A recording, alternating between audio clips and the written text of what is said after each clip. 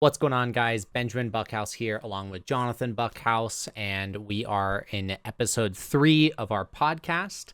It's going to look or even sound a little confusing, though, right now, because I'm way in the future, Ben, like way in the future, Ben, and I'm currently editing this, and for whatever reason, the first part of my recording got, corrupted. You will see/hear it.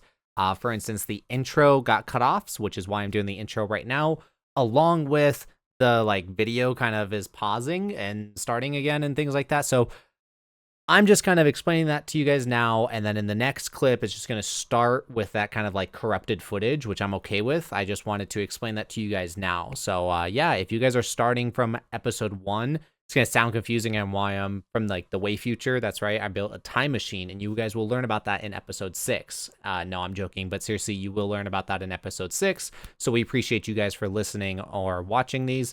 And I can't wait for you to get caught up on everything. See you guys later. Benjamin Buckhouse here and Johnathan Buckhouse with the Buckhouse Brothers podcast. This is episode 3. Moving on to the next episode. We are super excited. Let's pick off where we normally do. Johnathan, how are your bets going? How are your sports bets going? The bets are going pretty terrible. Let's just say I maybe lost $7 last week, and I have no idea how. I was going with the always picking the favorites, and it was doing really well. I was winning lots of money that way, and then I think all the favorites just kind of lost, and I don't know who put the Packers at 5.5 point favorite, but that was not the case. We got smashed, and yeah, my bets are bad, but we'll come back. We will have a comeback. I'm on a similar boat. Just so the way people are aware. So we normally get some bankroll from the year prior, right? So for me, I actually didn't put any extra money in this year. I just took the little bit I had from last year and just honestly was betting with that. I still have some bets that are live for today, but when I had just $2.90 or $2.47 left in my bank account or in my bankroll, right? And I was like, I mean, this is $3, not even. It doesn't matter. And I took Jonathan's advice and I put the money on the Bucks to win, and I lost my $2.37. I know, dude. The Bucks have been losing. I don't understand. I think that's where I actually lost a good amount of money because they play more than the Packers play, and I've been betting on the Bucks. The Bucks have been winning a bunch. And I'm like, yeah, let's go. So I started betting more on the Bucks, like maybe $10, $15. Then all of a sudden they're losing, and I'm like, yo, what's up with that, dude? And yeah, so I went from $120 in my account to $30 in my account. I don't know. Don't. The moral of the story is don't gamble, unless you can. This is all for fun. I put $100 in my account and play for fun. I'll probably go for a Hail Mary this week and pick a bet, put all $30 on it, and if we win, then we'll be back. We'll be back in it. If we lose, then we're out of it. The odds are never in your favor when it comes to betting. That's the important thing to remember. It's just the odds are never in your favor. There are some people that are freakishly good at it, but I don't know. Gambling's always, it's never been in my favor. See, I don't sports bet to try to make money. I do it to care more about the game. So if there's a Thursday night football game and I don't care about the Browns versus the Jets, I'll pick a team so then I have a team to root for. And there's a $2 incentive to root for them. So that's why I sports bet. It's adding importance to it without actually adding importance to it, kind of. Yeah, just something to help you enjoy it a little bit more. All right, well, hopefully next week we'll have a better update on how our bets are going. But yeah, so let's jump into our first talking point. This is something that I think is close to home for the both of us for a couple reasons. But let's just talk about your opinion and my opinions on supporting your friends and their businesses. Whether it be a small business, whether it be a YouTube channel, whether it be a diner, whatever it may be, why it's so important to support your friends and free ways of doing it, Yeah. I mean, go ahead. I was gonna say supporting your friends, or if you're trying to do something, your friends' support is insanely important for a couple reasons. One of the main reasons being your friends are gonna be your first supporters / your customers typically. I know, like, when I started my YouTube channel with my little brother, we were making videos, the first people to watch them were our closest friends, our family. You know, they kind of spiked the algorithm a bit and helped other people find our videos, but it came down to all our close friends that also snowboarded watched the videos and were like, hey, that was kind of enjoyable. And then we made another one, they watched that one, and then they kind of like stuck around and commented on every video and let every video play through, which then allowed our videos to find more people. So that was huge. And so if you are going to be starting like a YouTube channel or making content or music, don't be afraid to like send it to your friends and be like, hey, like, what do you think about this? I know with this podcast, we send it to a bunch of our close friends. We're like, what do you guys think of the podcast? Let us know so we can like fix or adjust things prior to putting it out for you guys to digest. Yeah. Just getting it out there originally, right? There's like a snowball effect that a lot of people talk about, and what it is like, I don't think it from a literal standpoint, but from like a figurative standpoint for this first part, but it's like the first person to subscribe to your YouTube channel is going to be the hardest one. And then the 10th one is going to be slightly easier. And then the 100th one is going to be slightly easier. The 1,000th is going to be a little bit easier. The 10,000th, the 100,000th, the millionth, it'll get easier as you go. And it's just like a snowball effect, right? So when you are first starting out, getting that first like just jump of subscribers and views or whatever it may be, right? First couple customers of it will put you so much further in your like path down that avenue than like just by trying to throw it in the dark and not tell anybody about it, right? I'm gonna say I've heard that saying, like, your first subscriber will be your hardest, and then like your 100th subscriber will be the hardest, and the 1,000th will be the hardest, and then it gets easier, right? Is that how it goes? Or like the first subscriber will be harder than your 100,000th? Yeah, so it's a theory of momentum, right? So like for you, for you having what 130,000 subscribers right now? Yeah, having 130 subscribers right now, you have a much better chance of a video going viral than if you only had 1,000 subscribers, right? So with that being a factor, that means that you have a higher chance of getting more exposure, and you have a higher chance of getting more people funneling into your already built up YouTube, right? Versus somebody like when you and I had like 100 subscribers, we were getting like maybe 800 views a video, right? Versus now you're getting a couple thousand per video guaranteed, and some of them get 60,000 and even more. So that alone is just showing that like purely based off of numbers, you are statistically better to get more subscribers now than back when you were at 0. Okay, right? because what I was gonna say is getting a million subs is gonna be way harder than getting one sub. That's what I was gonna say. No, But and that is 100% true. What it comes down to though is like you're not wrong. Getting a million subscribers is in no way, shape, or form easy, but it's just the whole like the mental toughness that comes behind it and all that. Like you have to get through to 1,000 subscribers before you can get through to 10,000, before you can get through 100, so on and so forth, right? So, but by the time that you're at 500,000 subscribers, it's going to be your mental toughness is already built, and you're ready to get to that million. You're going to do whatever it takes to get to 1 million. Totally. But no, I experience it all the time with streams. If you have any friends that stream video games or whatever it may be, like the way that the algorithms work out, if you get one additional viewer, that puts you so much higher on a list, which gives you a higher chance of being clicked on by so many more people. Like when it comes to those live streams, one view goes a long way. So if you have friends that are streaming and whatnot, and if you just wanted to support them a little bit, you could honestly put their stream up in the background, mute the tab, and you're helping them out immensely. That's something I've learned from personal experience. And so I personally always like recommend that. You know, if you got a friend that's streaming, watch their videos, watch their streams. It goes a long way, you know. Well, I got a live stream bomber. Roman Buckhouse just jumped on the stream. Oh yeah, Mr. Roman. Do you need a second or? Me and him stayed up late and played Halo all night. It was really fun. He calls it a best friend sleepover. A best friend sleepover, even though you guys live together.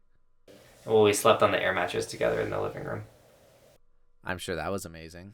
That also is the same thing when it comes to like liking or commenting, or if you are gonna watch like your friend's YouTube video, like watch all the way through, because YouTube is dramatically caring about watch time opposed to like just a view and engagement. So like if your friend posts a video, you know, jump into it, hit the like button, drop a comment, even if it's like an emote, like a thumbs up, and then let the video play all the way through. Like that's gonna be exponential for your friends. And then another thing too that I think is important when it comes to like supporting your friends, not just on social media, but like I have a friend that has a restaurant, and one of the biggest things you can do to support your friend's restaurant is to go eat there and not expect free food. So many times people that are doing something, their friends, I said that all wrong. Okay. So many times people are like, oh, my friend has a restaurant, I'm going to go get free food because my friend has a restaurant. Like, that's the wrong mindset. The mindset should be, my friend has a restaurant, I'm going to go get food and I'm going to tip him extra good because he's trying something that's really, really hard. I know, like, I have my channel is successful, it's doing really well, you know. I have people all the time just like, yo, give me a sticker, yo, like, send me some merch, or yo, give me something because you're doing so good. And it's like, I wouldn't be doing so good if I was just giving out all the time. Now, there's a difference between, like, yes, it helps that having a friend like rock the merch or things like that. But when you have someone that's doing something awesome, be the person that's helping them do something awesome, and not being the person that's trying to mooch or take from the awesomeness. Am I saying that right, Ben? I mean, yeah, like I'm just thinking about it, and I don't necessarily believe in this to the fullest extent, but it's a karma thing. Right, like I don't fully believe in karma, but what it comes down to is like, you know, people that try to piggyback off of you and people that try to smooch off of you and reap what you've, you know, earned and whatnot. I know that it puts a bad taste in your mouth, you know, and so like if you're the one supporting them all the time and doing it from a genuine standpoint, like later down the road when they are majorly successful, whether it be a restaurant or a YouTube channel or whatever, like they'll kick something your way, you know. Like I'm sure, like I don't have it from personal experience, but I know that if I were to be running a restaurant and I'm just starting, and I've got a couple of my friends that go to the restaurant, you know, a couple of times a month or something like that, and just genuinely support me, by the time that I have like 5 of my own restaurants and I'm really successful, every time that friend comes in, I'm giving them free food, you know, like they were there with me, they were supporting me at the beginning. I like, you know, I wouldn't be here without them. So like it's like showing my appreciation for them type thing. That's how I would go about it. But like, no, definitely, because like I would say right now, someone's like, yo, can I get a sticker? And like a good friend of mine, like, yeah, dude, take a sticker. Like, that's not a big deal.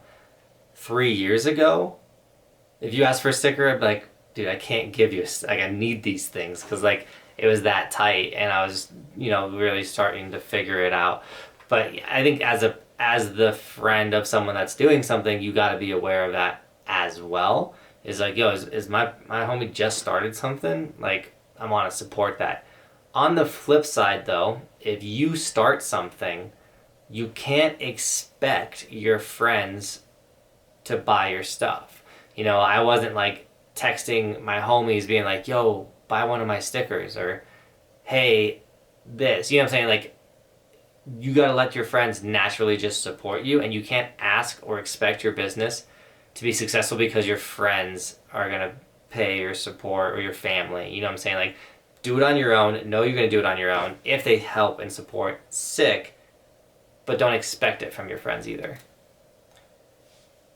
No, that's a good way of thinking about it, because like a lot of people have the misconception that like you just start doing this and you're gonna start making money quick. Like, it takes a while. It takes a real long while to make a couple bucks. It like, you know, it takes a long time to make a couple bucks, let alone to make, you know, actually enough money to consider it like a side hustle. You know, like it's not an easy thing to just make money on. You know, anything that you do. I'm pretty sure it's like 90% of small businesses are breaking even. Yes, this is a statistic I just kind of pulled out of my butt, but like, it's probably not too far from being true. Like, most of these small businesses are just breaking even. And so, you know, it takes a long time before you start being very profitable in what you're doing, you know? Well, and it used to be easier. I know when we first started making videos, like, we were already monetized from the moment we uploaded a video. We just had to say, yo, I want to make money on this video. Now you got to hit thresholds. You know, you have to have 1,000 subscribers, 400 minutes of watch times. But they are doing this shorts now. Like, it's like 10 million shorts views, and you can get monetized. You can start making money on shorts. But they've had to kind of like create a barrier to entry too, though, because there were people that were just immediately like posting horrible stuff they would know would get a lot of views and quickly making a bunch of money, pulling it out of the account, at least on YouTube. So it's like, it's weird. It's like, it's never been easier, but it's also never been harder. Like, if you already have an audience, it's never been easier. But if you... Oh, well, hello there. Sorry, my kids just woke up. What I was saying, though, is it's never been easier to make money online, but it's never been harder, in the sense that, like, you got to build a community first. If you have that community, you have that audience. You know, Instagram has memberships now. YouTube has memberships. You know, YouTube and Instagram are integrating your merchandise into shops on those platforms, which is really awesome, as well as like ship on demand. I use Teespring right now for my merchandise, but the fact that my merch, I don't have to have it in-house, I don't have to touch it, and it ships. You know, I have some merch in-house, some not. Like, that makes it so easy, but if I didn't have a following, it'd be so hard to do any of that because I didn't have a following to sell it to. And so it takes that time and energy and effort to create and go viral, to then other people see it, to then be able to, you know, execute businesses and stuff. Well, I was just gonna say, the barriers that YouTube and Twitch and all these other companies have, that will then allow you to make money. You know, like, you have to reach the 1,000 subscribers first, stuff like that, is honestly so healthy. And the reason being is because if it wasn't, I feel like it would be a lot more toxic of an environment, because what you would have is people just creating accounts and then like posting, yeah, Drake's new, you know, music video or whatever, and like, yes, there's copyright stuff, but it's more so, I'm trying to think of a good example. Like, they could post a video that's like guaranteed gonna go viral, right? Yeah, they could just be ripping Mr. Beast's video and posting it, yeah, and getting a quick money, like, and super fast, and then deleting the account. Yeah. So like, by YouTube having these barriers, like, you can't just, you have to work and you have to prove that you want to do, like, you know, the video making and stuff like that. You have to show that you like genuinely want to do this before you can make any money into it. And so I do think that it is important. I do think that it is healthy for us as viewers and for us as content creators that we have to work before we can just start making money, you know? No, and I think too, you value what you're doing more when it did take a year to finally get monetized on YouTube, or 2 or 3 years. You know, there are the people that do find somewhat fast success, but sometimes you won't be that person. You know, I'm in my 7th year of doing YouTube, you know, and I've been doing it, this is my 4th year doing it for a living, but there's 2 years before I quit my job that, like, it wasn't generating the money, and even the 3rd year when I did quit my job, like, it was tight and it wasn't really working. But you just gotta grind and stick with it. So I'd say technically it took 4 years before my channel hit a level of success that was sustainable and livable for when it comes from finances or things like that. So this is something that I've always supported, and what it is like, if you're going into YouTube, if you're going into content creation, if you're doing whatever you want on social media for money, you're in it for the wrong reasons. 100%. I would agree with that completely, because the money won't keep you going. Like at the end of the day, because it fluctuates, it goes up and down. Like sometimes you make a lot of money, sometimes you're not going to make a lot of money. And if you don't have a why, if you don't have a purpose for what you're doing, like that's what wakes me up at 3 a.m. every single day to come into this office and edit or reply to emails or just reply to comments or make short form content. Like I'm waking up at 3 a.m. every single day to come work in here, and I would love to sleep in, at least till 5. Like that'd be sick, but I can't, because there's so much that needs to happen, so much that needs to be done. And my why, my purpose, which is influencing young adults to and being there for young people like James was for me when I was young, being someone that kids look up to is so important to me, as well as like I am a snowboarder. Like there's nothing more that I identify with than being a snowboarder, and this allows me to snowboard every single day. Like those two whys, those two reasons are why I can just grind my face off through the gnarliness or the ups and the downs. Money does not motivate me that way. It's nice to make money, but when I finally started making a bunch of money, what I did with it, I took it and I hired more people. Now I don't have any money because I'm giving it all to employees, but the employees are giving me my time back, so I can spend more time with my family, and so I can go snowboard more. And when I'm on the mountain, I just get to snowboard and I don't have to hold a camera because I have a full-time cameraman and things like that. So it's not the money. I don't do it for the money, and you shouldn't do it for the money. I mean, all that is so true. And what it really comes down to, though, is like, if you look at some of the most successful people or just some of the most dominant people or people that have the biggest impact, right? Let's just take Mr. Beast right now. Mr. Beast, I would say, is top of YouTube at the moment. Like, he is, I think he's surpassed like Dude Perfect on his level of putting out a video. Like when he puts out a video, it's getting number one on the trending no matter what. It's gonna get millions of views like instantly. Like it, Mr. Beast is, I think, on top of the world right now for YouTube. And when he gets a couple $1 million or whatever, he puts it right into the next video. Like he talks about it publicly all the time. You can find all the time that his margins are razor thin. Like he is barely making any money doing what he's doing, but he loves what he's doing. Like he has wanted to be a YouTuber for so long. Like he's always wanted to be that person of influence and whatnot. And so like that is the prime example of somebody that's like not doing it for money and is literally like on the top. And there's plenty of other ones like Casey Neistat.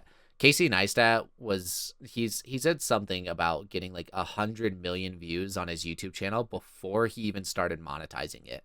It's not that he like couldn't monetize it or anything like that. Like he just chose not to monetize it, and he was just getting millions of views. And eventually he was like, all right, I'm going to monetize this. And all of a sudden he was making more money than he could imagine. And he was like, I don't know what to do with this. Like he just didn't know what to do with it. But like the people that are genuinely making content, like before money comes in, like those are the people that are the most successful, Well, and don't think like the money doesn't matter. It does matter. I do have money goals, and I need to make a certain amount of money to one, live a lifestyle that I'm comfortable with. Obviously, like I want to be comfortable. I want to make a bunch of money. I want to be able to buy whatever I want or travel wherever I want to go to. Make sure my family always has food on the table. But I'm not chasing superficial things. I'm not like, I need to make money so I can have the nicest snowboard that's on the market, or I can have a Lambo or things like that. The money is almost like it's a reward you get from chasing your purpose and your why and going all in on your impact on this world. And when you do actually start to impact people and motivate them or better their lives or give them an escape, when you are helping other people through your content, through your creation, through your purpose, the reward you get is financial. That comes from views, that comes from merch sales, that comes from all that type of stuff. So in a lot of ways you earn that financial reward. But if you're going into it being like, okay, I'm going to make this video because it's going to give me money, then you're not going to hit the purpose and no one's going to buy your stuff and it's just not going to work. I hope that makes sense. I think that one of the also important things to consider is like money is important, but the number one thing that money can buy you, the number one thing that money can buy you is your time. And you talked about it earlier, is like you're paying for a filmer, you're paying for editors, you're paying for people that to do your sticker orders and stuff like that. Like what you just did was you secured yourself time, right? Instead of staying up till 3 a.m. just doing stickers to then wake up at 5 a.m. to start editing, whatever it may be, you now have multiple people helping you out. So that way you can focus on different things and overall like have a healthier lifestyle. I'm sure I know that you've been on this like health kick of like eating better and running all the time and stuff like that. So but like I remember when we first started the YouTube channel, we were getting off work at 12:30, going and getting our clothes on to then go to McDonald's real fast, get some food, and then go to the mountain. And like that's what we were doing multiple times a week, you know? Like it's such an unhealthy lifestyle, but it was because we were limited on our time, and so we were just doing what we had to do. Now though, like you have such a different opportunity to actually sit down and eat your food that's actually healthy for you and all that stuff, right? Yeah, no, it's totally different now. Like, yeah, getting time. Money is basically a tool, like, or is a tool. Like that's where your mindset needs to be, and that's where my mindset is. Like, when I get money, I'm like sick. That means I can put more rails in the backyard park, which makes my videos better. It means I can once again get editors, so they're gonna put all the grunt work in, and then when I sit down to overview the video, all I do is add to it, which makes the video overall better because they can hit the baseline of what I can do for editing, and then I just come in and put more sprinkles on top, and I put an extra 30 minutes into the edit, and it's awesome. And then once again too, like with the tool, you use the tool to buy more time. So yeah, I don't have to go get fast food because I do have time now to make myself breakfast in the morning and things like that. So yeah, it's all huge, and it really does come into play where it's I said the wrong transition word, but the one thing about YouTube money or social media money is you need to know it comes and goes. It fluctuates where you're going to have peaks, whether it's like you have a video go viral, which makes all your videos get more views, so you get more money. And then that video eventually will slow down. Everything does slow down.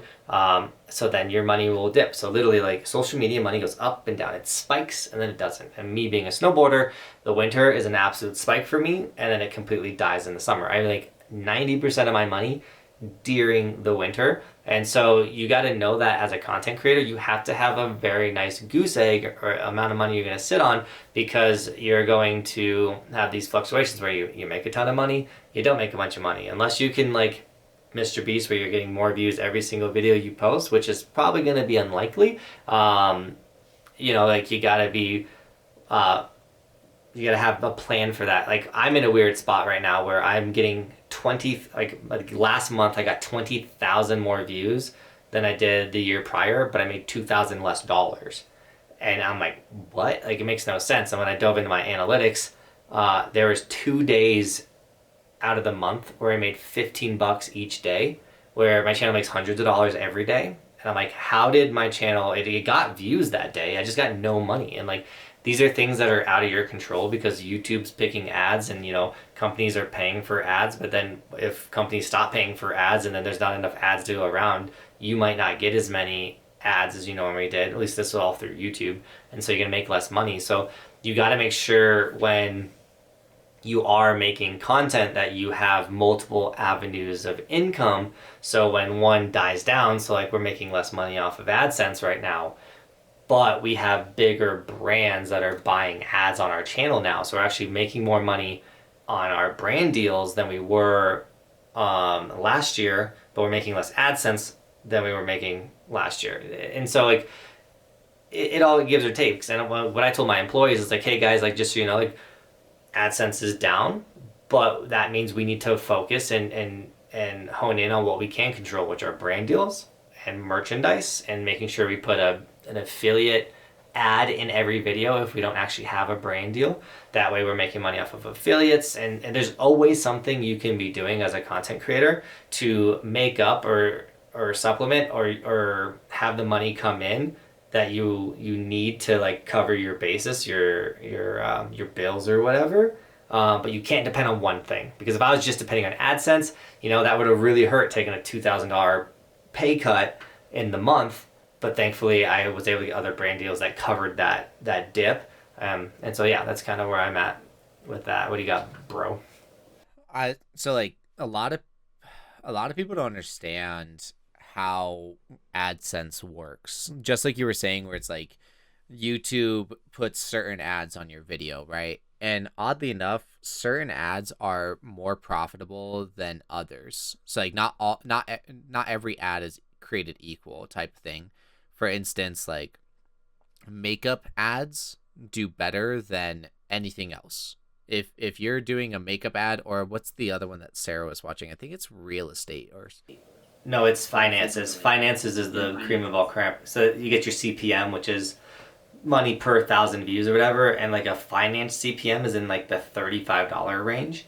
And I'm actually, thankfully, because I do sports, I'm actually in one of the higher tiered CPMs. Makeup is also one of them. I think it's within the top 5. Sports and sporting goods is in the top 10 for sure for CPM. It's like around a $15 CPM, which is really nice. I think video games is actually on one of the lowest, because it's really cheap for an ad to like an app to run a gaming ad before a YouTube video or things like that.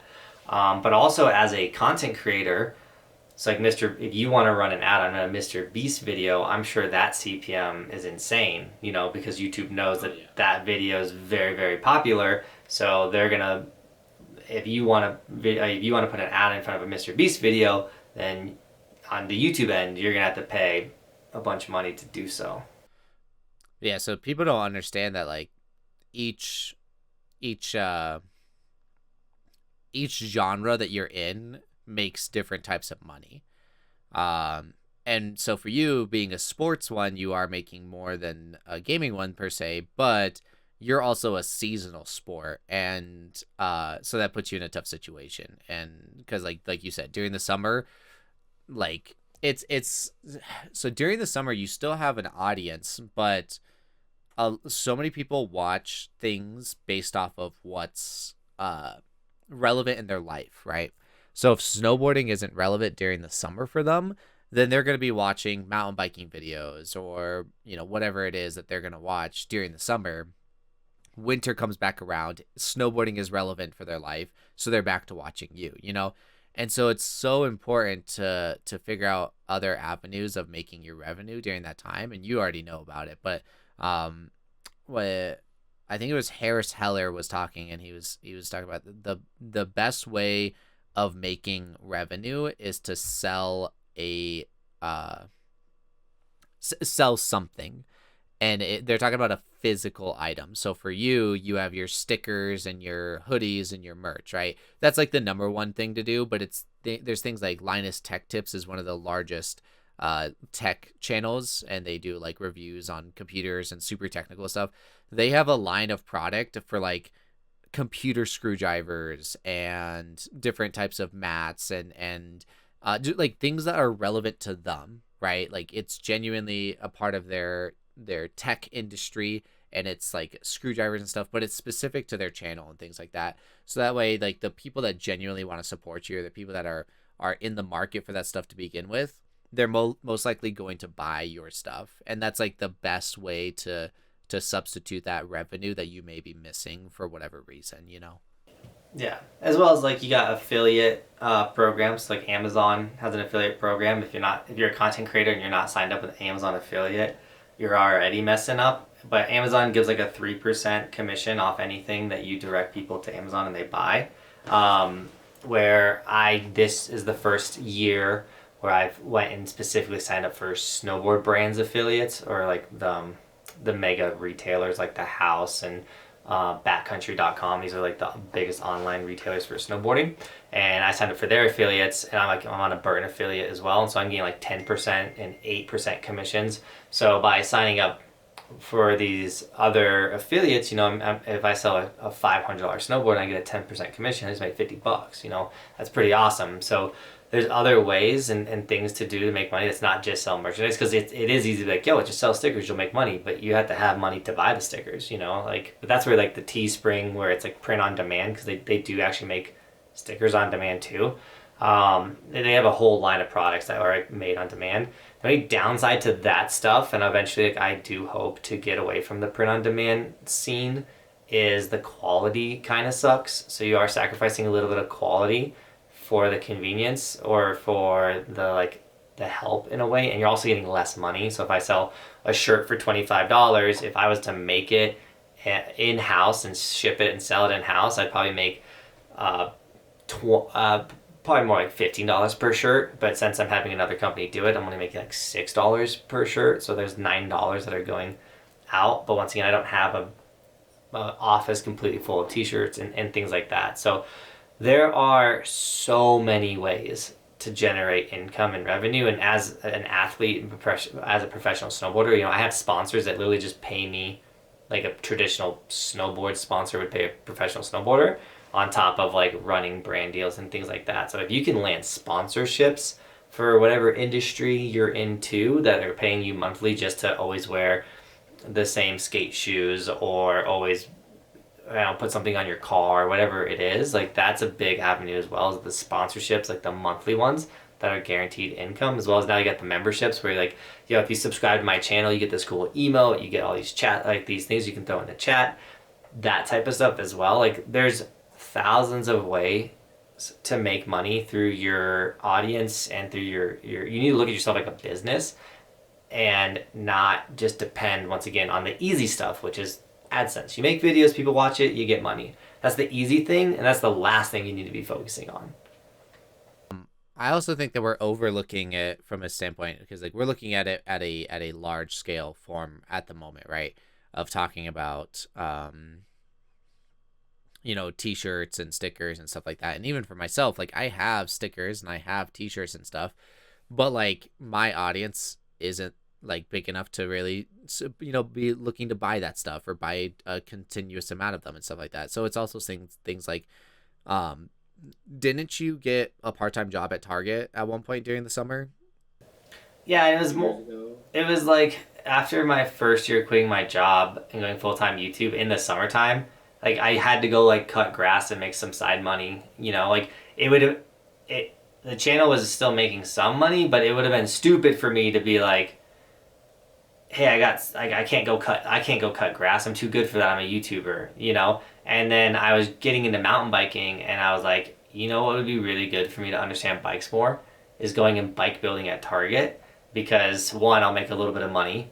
Two, my wife doesn't like me listening to headphones inside the house, but a big part of how successful I am is the amount of self-development I've done, and like learning from other content creators and books and audio books and motivational speakers, like a lot of self-development. So like I was missing a time where I could like listen to like really important podcasts or learn stuff. So I was like, if I go bike build at Target, I'll make some money, I'll get better at bikes and understanding bikes. I know the job's super easy, I'm gonna do it one day a week, and I get to listen to my podcasts again. So that's why I did that one. So like, but yeah, I did have to go back and work at Target, get a job again, but I wouldn't say that job was to pay the bills again. It was more of just like no, but it had a lot of purpose behind it. What were you gonna say? I was gonna say, I think the important thing though is that like you weren't gonna let your pride come before you there, right? Like for the people that don't know, like Johnathan was a manager for Target for years, right? So on and so forth. And that's what he was grinding before he decided to like quit. Or you did transfer to Frito-Lay, but it's more so like that was the main thing that you were working on while doing the YouTube channel and stuff. And it got to a point where like sure, you didn't necessarily need the job, but you had an opportunity to like you said, learn more about the bikes, listen to some self-development, and then also make some extra cash. And you weren't going to be like, no, I'm a professional snowboarder, I can't do that. Like you accepted your, not even, I don't think it's humiliating, but like you weren't too prideful of that. You were like, I'm going to do this, and honestly, I don't care what other people think, right? I'm going to do this because like this is what I need to do in this moment. And there's nothing wrong with that. And I think so many people like forget that. Like there's nothing wrong with getting a part-time job while you're working on your side hustle or whatever it may be, or however you want to go about this, right? Yeah, it's relentlessly being like, I'm gonna be successful at no matter what it takes.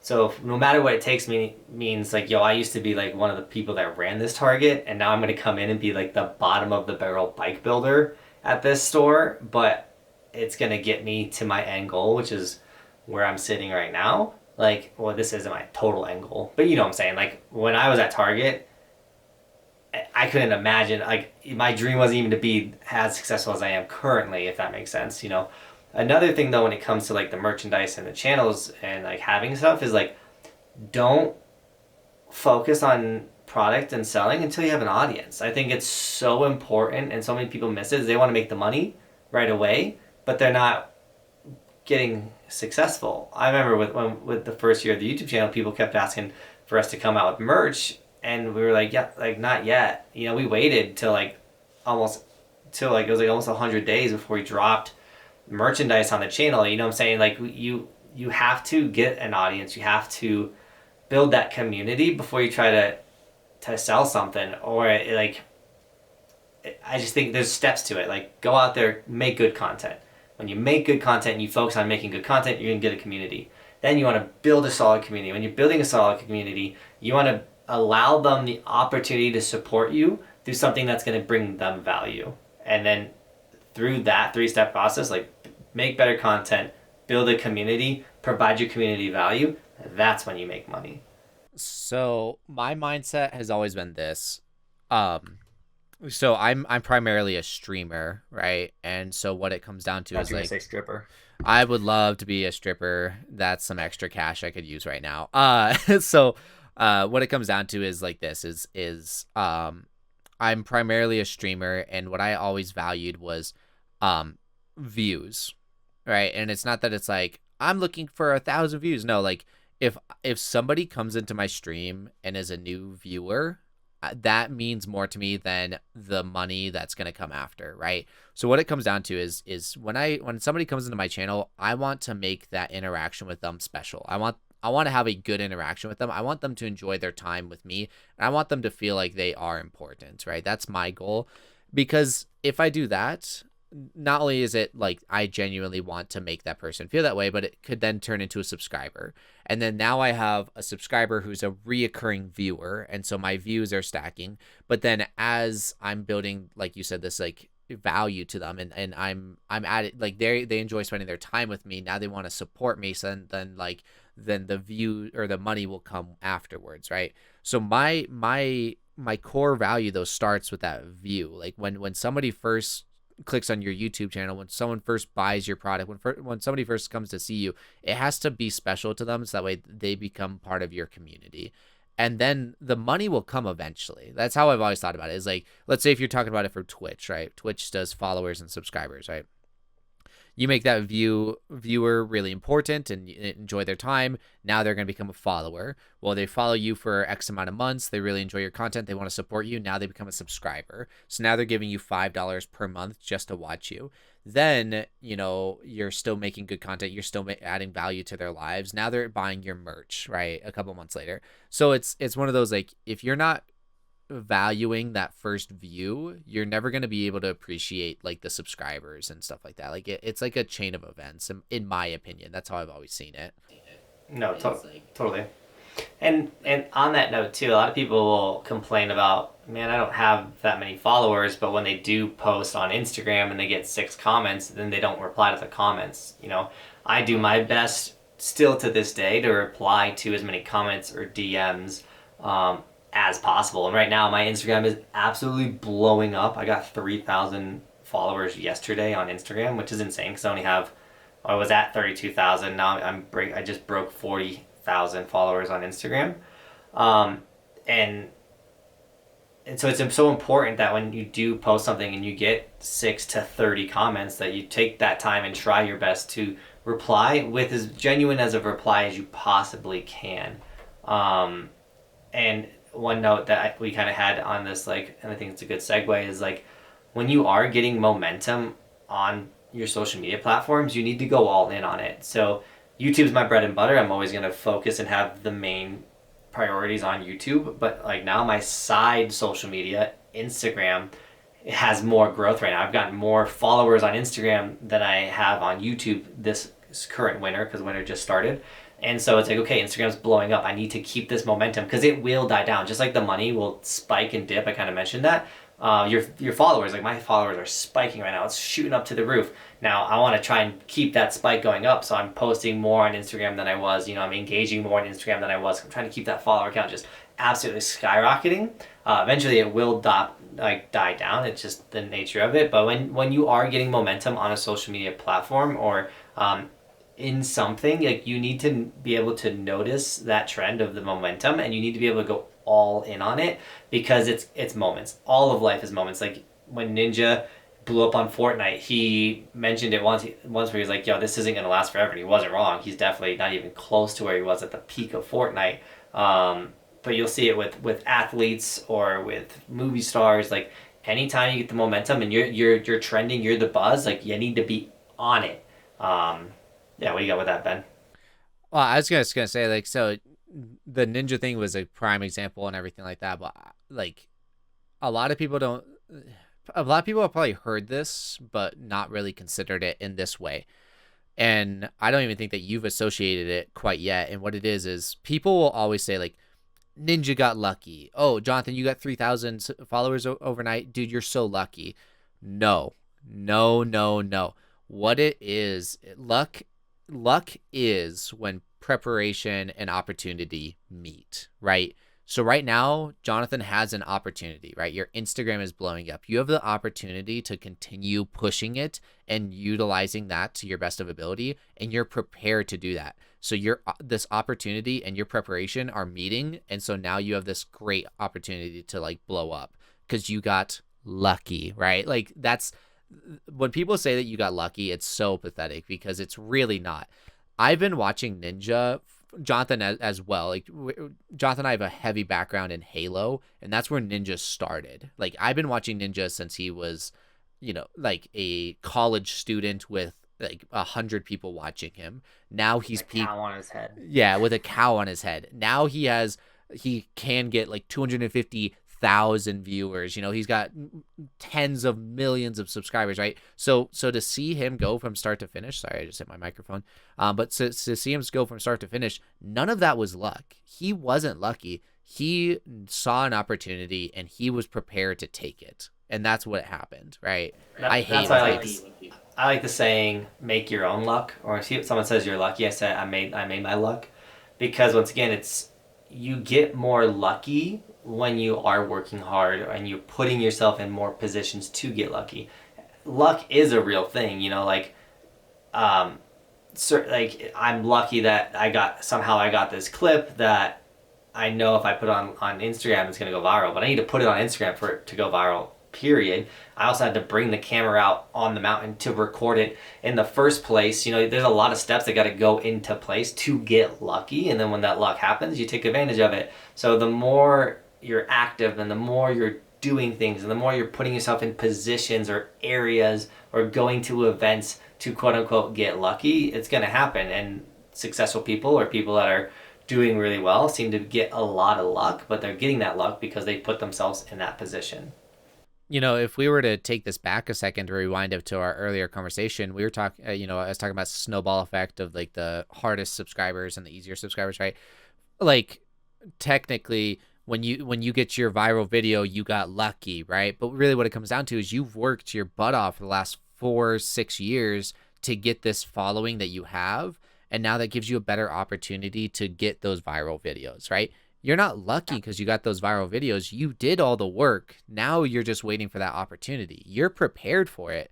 It's that opportunity that you're looking for. And as soon as an opportunity shows up in front of you, you have to take it, right? And that's what Ninja did, right? As soon as an opportunity happened, he was like, I'm gonna go all in on this Fortnite thing, and then all of a sudden he's playing games with Drake and stuff. Like it's insane the potential that you get out of it. And I can't wait to snowboard with Kim Kardashian and all the Kardashians because yeah. dude, they snowboard and like actively.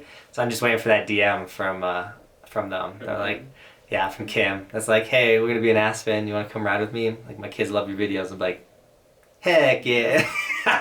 No, that would be sick. It'd be game changer. It'd be insane, and it's totally possible because I've already snowboarded with Jarvis Landry when he was on the Browns.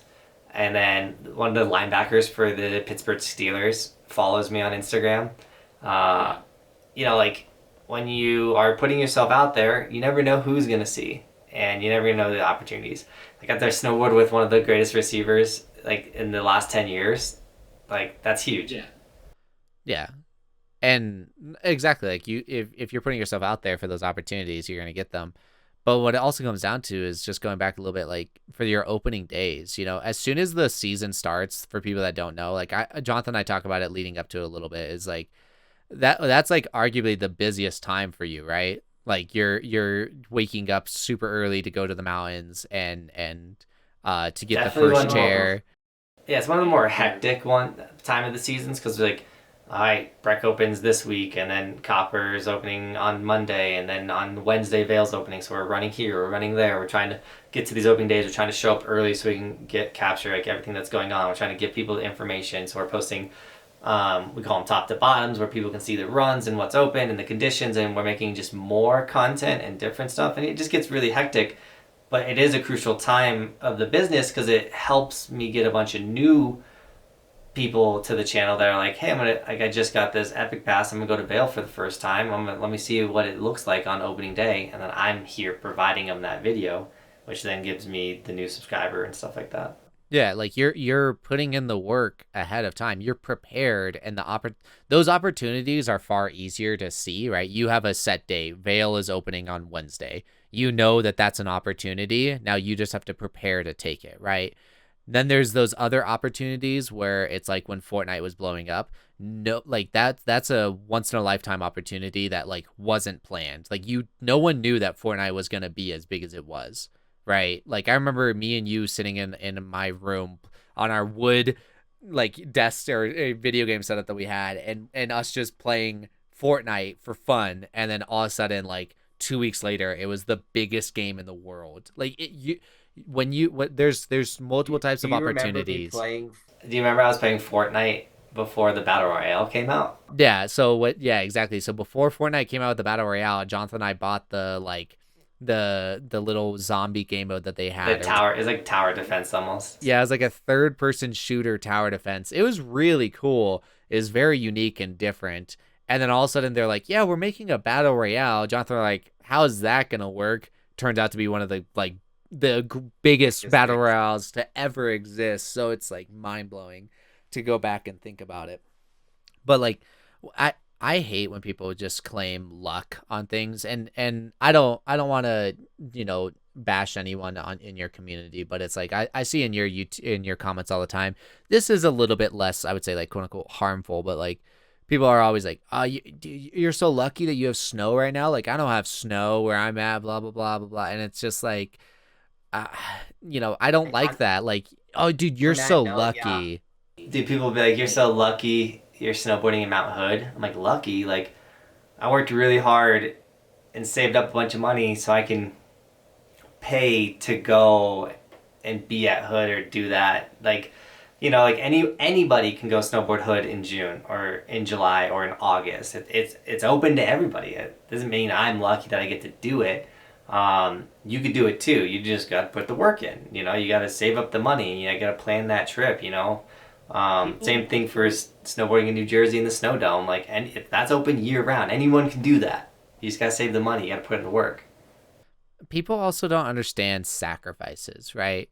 Like, you lived in the mountains for years without making a lot of money, and if people that don't understand, like when you're living in the mountains, you are drastically limited on things. Things close early up there. And like right now, there's a major staffing issue to where like what Starbucks was open from like 10 to 6 for like a long time or something like that. And it was Closed now. Yeah, they fully closed it because they couldn't staff it, and Arby's closed because they couldn't staff it. Burger King closed because they couldn't staff it. Chipotle's closing because they can't staff it. Qdoba closed because they couldn't staff it. Like all of our like chain restaurants, all the good stuff are now closing because they can't staff these places. So like there's those sacrifices, but it's also things like he's listing off all of those fast food chains, stuff like that, which to some people that doesn't bother them or whatever, but it's things like there's a Target, there's one Target and it's in Silverthorne. The Walmart is in a different city. It's only 15 miles away, but like it's in a completely different city. It's in Frisco. There's no like Best Buys up there. There's no specific stores. Like you have to make those sacrifices and choose to live there. And like, if you don't know already, rent is through the roof up there and your cost of living is extremely high, you know? So like people don't realize like, you know, living up there isn't lucky. You have a lot of sacrifices that you have to make to be there. And you're making it work, right? And your family's making it work and stuff like that. So yeah, no, luck is like your great aunt dies and gives you $10 million and you never even talked to that lady before. Luck is winning the lottery, right? That's luck. Luck is winning Luck's winning your sports bets for the week. Yes, luck is winning the sports bets. But like being in a good position in life is not lucky. If you were to talk to the majority of the people in like the Forbes 100 or whatever, I don't know the correct term, but like the wealthiest people in the world, like Jeff Bezos and Elon Musk. Let's take those two guys as great examples, right? Jeff Bezos, he got lucky. He created Amazon. It was the biggest at the time, and it just blew up. And he got lucky. That dude was grinding his butt off in his own garage, creating his own website, selling his own books, and he put in so much work to then he just kept it going, right? Every time a new opportunity approached him, he took it, full on, like head on. He was ready to take it. And now he is this, the owner of Amazon, the largest shopping website, anything in the world, right? That's not luck. Like he was putting himself in the right opportunity and he was prepared every single time. Elon Musk, he created an electric vehicle that made sense and it worked. And now it's the top of the line electric vehicle and it's creating this domino effect where so many people are catching up to him. But he was doing the work ahead of time. He was prepared. An opportunity presented itself, and he took it. Like that is that. Like everyone in the world, like there's no luck behind it. There's a few chances. The Kardashians. Let's all just get that out of the way. Kylie Jenner's claimed to be the first female billionaire, self-made billionaire. That's not true. Right? Like she was born into a family that was wealthy. No, I'd argue she did work, dude. She's got businesses. She did stuff. No, she did do the work, but once again, like, okay, it is wrong of me to kind of contradict it that way, but it's one of those like, it's like Donald Trump. My dad gave me a small loan of $1 million. Like. But see, you took that $1 million. Still, I don't know if I could do what Donald Trump did with $1 million. No, I know, and I agree with that. I do agree with that. But he was in a fortunate enough situation to start off on the right foot. That's I guess what I should say, right? That he is a very smart businessman, so on and so forth. Kylie Kardashian, the things that she's done is incredible. I do agree with that. But it's a different story than you. It's a different story than Jeff Bezos, stuff like that, right? That's where I'm coming at from it. It's not that I don't think that they are only luck or anything like that. It's just one of those, getting your, started off. There's on different the right levels. There's different levels. There's different levels. Yes. All right. Guys, I do got to jump off this podcast though. I got my family's all waking up now and I got to go help get the kids ready for the day. But bro, it was sick talking with you. I think that was a fun one. Covered a lot on social media and just go out there and kill it, guys. Go be lucky. Go build your own luck. Indeed. And thanks for watching. Subscribe wherever you're listening to this podcast. And yeah, I'm excited for the next one. Indeed. We'll see you guys next week. All right. All right. Peace.